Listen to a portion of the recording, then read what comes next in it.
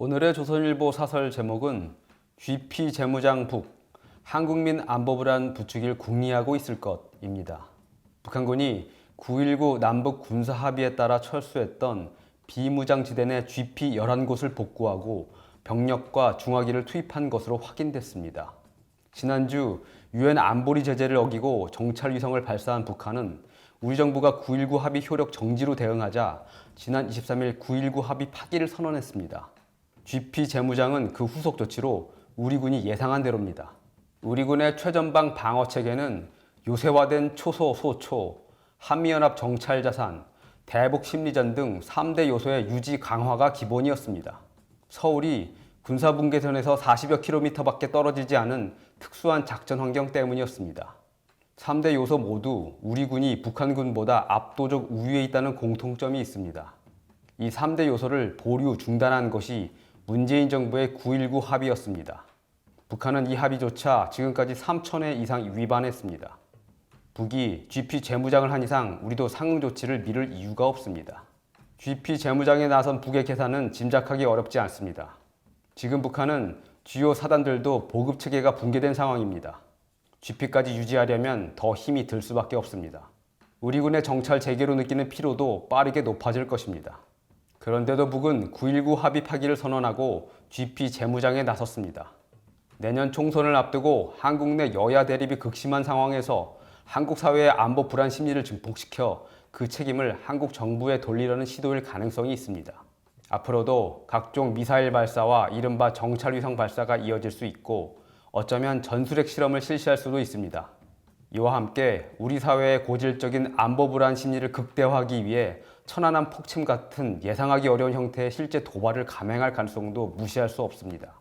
그 경우 우리 사회에 다시 전쟁이냐 평화냐 같은 남남 갈등이 벌어질 소지가 다분합니다. 군은 모든 가능성에 철저히 대비해야 합니다. 오늘의 조선일보 사설이었습니다. 오늘의 조선일보 사설은 막말이 일상과 상식이 된 정당이라는 제목입니다. 민주당 정청래 최고위원이 현 정부를 12.12 쿠데타로 집권한 신군부에 빗대 군복 대신 검사의 옷을 입고 총칼 대신 합법의 탈을 썼다며 군부 독재와 지금의 검찰 독재는 모습만 바뀌었을 뿐이라고 했습니다. 군사 쿠데타로 집권한 세력과 국민이 선거로 뽑은 정부가 어떻게 같을 수 있습니까? 다른 것도 아닌 국회 장악 정당의 지도부 회의에서 나온 발언이라고 믿기가 힘듭니다. 같은 당 김용민 의원은 내년 총선에서 여당이 승리하면 윤석열 대통령이 계엄을 선포할 것이라며 민주당은 계엄 저지선을 확보해야 한다고 했습니다. 헌법상 계엄령은 전시, 사변 또는 이에 준하는 국가 비상사태에만 가능합니다. 불가능하다는 것을 잘 알면서 요즘 한 정치 영화의 흥행에 올라타려 괴담을 한 것입니다. 민주당 의원들의 괴담성 발언은 너무 잦아 일상이 된 느낌입니다. 이재명 대표부터 현 정부가 선거 상황이 나빠지면 혹시 과거 북풍처럼 휴전선의 군사 도발을 유도하거나 충돌을 방치하는 상황이 오지 않을까 걱정한다고 했습니다. 북풍은 남과 북이 짜고 북한의 도발을 유도한다는 것입니다. 지금 남북 관계에서 가능하지도 않을 뿐더러 설사 누가 그런 일을 꾸민다 해도 거의 즉각 폭로될 것입니다. 그런 사실을 이 대표가 잘 알 것입니다. 의원들의 막말도 수위가 높아졌습니다. 최광욱 전 의원은 암컷이 설친다는 발언을 하고도 사과 한마디 없습니다. 그 말을 듣고 같이 웃었던 민영배 의원은 윤석열 대통령 탄핵을 거론하며 발목대기를 분질러 놔야 한다고 했습니다. 이들이 막말하고 괴담을 퍼뜨리는 이유는 그에 대한 책임은 지지 않는 반면 정치적으로 이득을 본다고 생각하기 때문입니다. 말을 거칠게 하고 가짜뉴스를 퍼뜨리고 황당한 선동을 할수록 강성 지지층의 환호를 받고 후원금도 늘어납니다. 이낙연 전 국무총리는 28일 민주당은 오래 지켜온 가치와 품격을 잃었고 안팎을 향한 적대와 증오의 폭력적 언동이 난무한다며 당이 죽어간다고 했습니다. 이원욱 의원도 민주당은 지금 방탄이 원칙이 됐고 막말은 상식이 됐다고 했습니다. 두 사람은 한때 당대표, 원내수석을 맡아 당을 이끌던 사람들입니다. 이들이 오죽하면 이런 말까지 했겠습니까? 당 대표는 당의 역사와 전통을 지켜나갈 책임이 있습니다. 당 내부의 개탄을 이 대표가 새겨듣기 바랍니다. 오늘의 조선일보 사설이었습니다. 오늘 조선일보 사설은 울산 선거 공작 마침내 징역형 판결, 모든 책임은 문 전 대통령이라는 제목입니다. 문재인 정부 청와대의 울산시장 선거 개입 사건으로 기소된 송철호 전 울산시장과 민주당 황운하 의원에게 서울중앙지법이 1심에서 각각 징역 3년의 실형을 선고했습니다. 백원호 전 민정비서관에겐 징역 2년, 박형철 전 반부패 비서관에겐 징역 1년에 집행유예 2년을 선고했습니다. 이들이 기소된 지 3년 10개월 만입니다. 이 사건은 청와대 비서실 조직이 문 전 대통령 30년 친구인 송철호 씨를 당선시키려고 상대 후보에 대한 하명 수사, 후보 매수, 공약 지원 등 선거 범죄를 저질렀다는 혐의로 기소된 사건입니다. 법원은 핵심 혐의인 하명 수사 부분을 유죄로 판단했습니다. 문재인 청와대가 경찰의 하명에 야당 후보를 수사했다는 것입니다. 청와대의 조직적 선거 개입을 인정한 것입니다. 재판부는 경찰 조직과 대통령 비서실의 공적 기능을 자신들의 정치적 이익을 위해 사적으로 이용한 것으로 선거제도와 국민들의 참정권을 위협한 중대범죄라고 했습니다. 당시 벌어진 상황은 이 표현 그대로입니다. 문 전 대통령은 송씨 당선이 소원이라고 했습니다. 그러자 청와대 비서실 조직이 동원됐습니다. 송씨 측이 넘겨준 야당 후보 관련 첩보를 황운하 당시 울산경찰청장에게 넘겨 수사하도록 했고, 경찰은 야당 후보가 공천장을 받던 날 그의 사무실을 덮쳤습니다. 야당 후보는 나중에 검찰에서 무혐의 처분을 받았지만 선거에서 낙선한 뒤였습니다. 법원은 청와대의 이 공작을 다 유죄로 판단했습니다. 문재인 대통령은 그 후 선거 공작에 대한 검찰 수사가 진행되자 인사권을 이용해 검찰 수사팀을 공중분해시켰습니다. 검찰총장도 몰아냈습니다. 이 사건을 맡은 우리법연구회 출신 판사는 15개월 동안 유무죄를 가리는 공판을 단 한 번도 열지 않았습니다. 문 정권의 불법을 그 수족이 된 일부 검찰 간부와 판사가 덮고 뭉갠 것입니다. 그 사이 송 씨는 시장 임기를 다 채웠고 황운하 씨는 민주당 국회의원이 됐습니다. 이제야 1심이 끝났으니 그는 내년 5월까지 임기도 다 채울 것입니다. 수사 중단과 재판 뭉개기는 명백한 불법입니다. 이 모든 불의의 진상도 언젠가는 다 드러나야 합니다. 사건 자체의 진실도 아직 다 밝혀지지 않았습니다. 이런 사건을 비서관 혼자 벌일 수 없다는 것은 상식입니다. 윗선이 따로 있고 그게 누군지도 명백합니다. 그런데도 검찰은 임종석 전 청와대 비서실장과 조국 전 민정수석, 이광철 전 민정비서관에 대해선 범행에 가담했다는 강한 의심이 든다면서도 기소하지 않았습니다. 이 엄청난 일을 수석과 비서실장이 몰랐다는 게 말이 됩니까? 이 범죄의 정점에 문 전 대통령이 있다는 것은 상식입니다. 문재인의 친구를 위해, 문재인의 소원을 이루기 위해 문재인의 청와대 조직이 동원된 이 범죄의 책임이 누구에게 있겠습니까?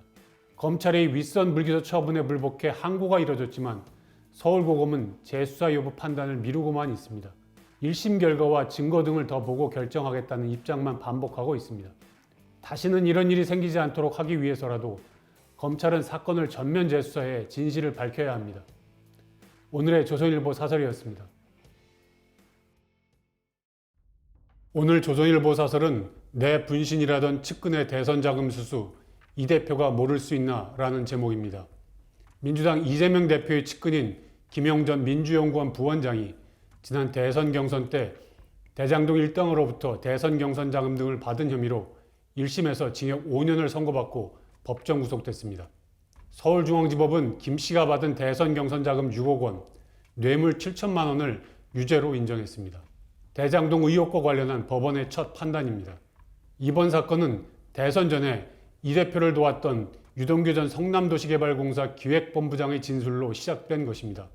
수사가 본격화되자 이 대표는 야당 탄압이라고 했고 김 씨는 창작 소설이라고 했지만 법원은 유 씨 진술의 신빙성을 대부분 인정했습니다. 이 대표 측은 검찰이 짜집기 수사로 납득하기 어려운 판결이 나왔다고 했습니다. 하지만 이번 유죄 판결은 어느 정도 예견된 것이었습니다. 민주당 대선 경선이 있던 2021년 김영 씨로부터 자금 지원을 요구받은 유 씨는 이를 대장동 일당인 남욱 씨에게 전달했습니다. 남 씨가 마련한 자금이 다른 대장동 일당과 유 씨를 거쳐 김 씨에게 전달됐다는 것이 검찰 수사 결과였습니다.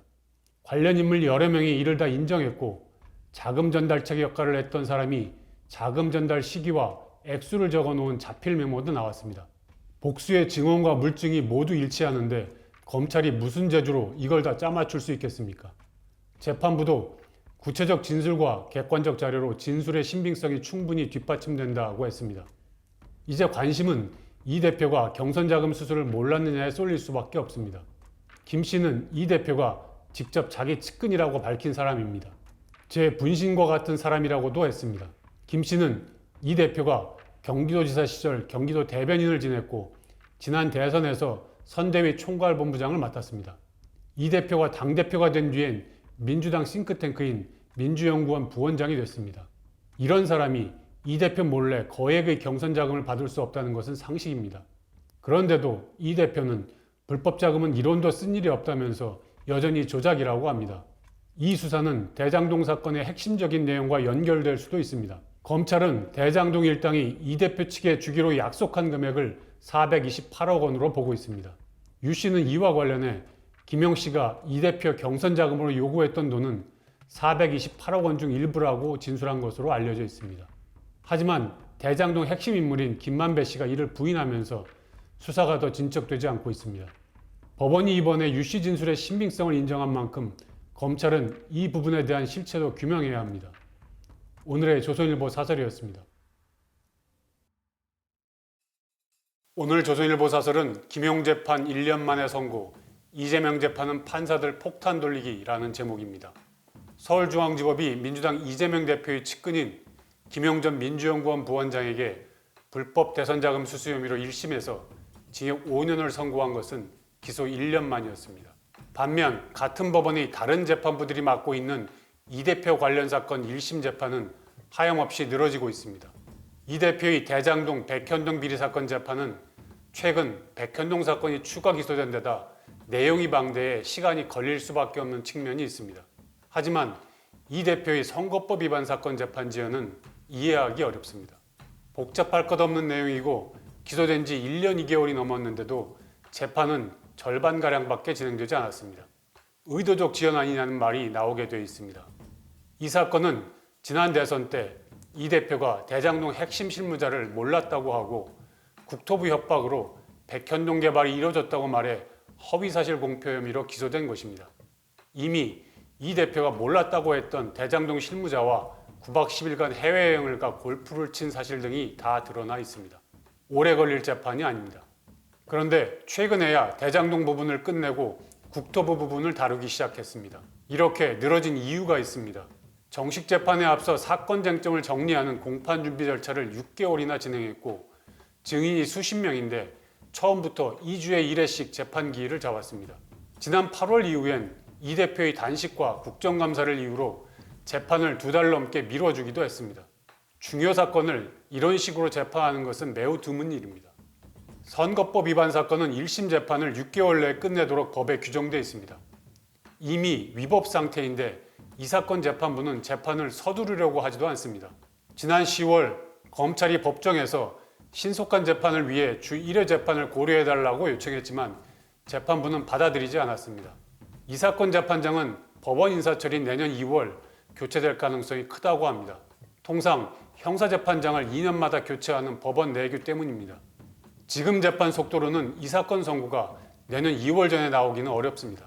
그러면 다른 재판장이 와서 선고를 해야 해 재판은 더 늘어지게 됩니다.